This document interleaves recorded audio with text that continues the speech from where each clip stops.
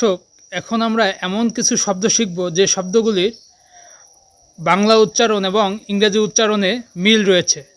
দেখা যাক শব্দগুলো কেমন। তো দর্শক, আসুন দেখি যে শব্দগুলো কেমন হতে পারে। প্রফিট, PROFIT, প্রফিট, প্রফিট অর্থাৎ লাভ। PROFIT, প্রফিট অর্থাৎ লাভ। এই লাভটা হচ্ছে লাভ ক্ষতির যে লাভ। আমরা কোনো কিছু লাভ করলে, কোনো কিছু বিক্রয় করার পর লাভ করলে যে লাভ, ওইটা হলো লাভ। এই লাভটা যদি আমরা ইংরেজিতে উচ্চারণ করি তাহলে কি হয়?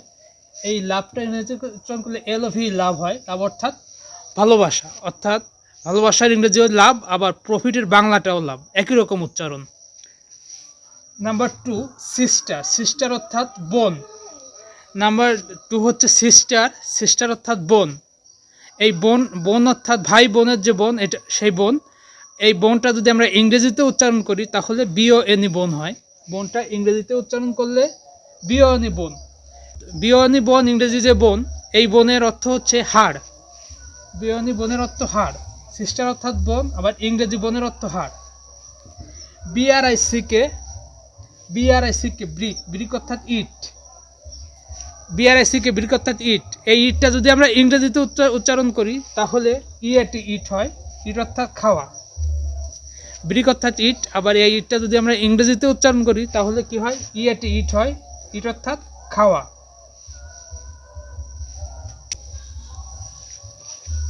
দর্শক, নাম্বার 4 হচ্ছে এগ। এগ অর্থাৎ ডিম। এগ অর্থাৎ ডিম। আবার আমরা যদি ইংরেজিতে উচ্চারণ করি ডিম তাহলে হয় DIM, ডিম। এগ অর্থাৎ ডিম, DIM, ডিম অর্থাৎ ঘোলাটে বা অস্পষ্ট। নাম্বার 5 হচ্ছে টাইগার। টাইগার অর্থাৎ বাঘ। এই বাঘটা যদি আমরা ইংরেজিতে উচ্চারণ করি তাহলে BUG, বাঘ অর্থাৎ পতঙ্গ। টাইগার অর্থাৎ বাঘ।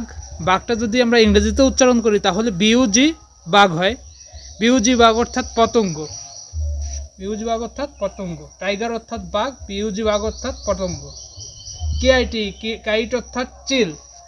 KIT, কাইট অর্থাৎ চিল। KIT, কাইট অর্থাৎ চিল।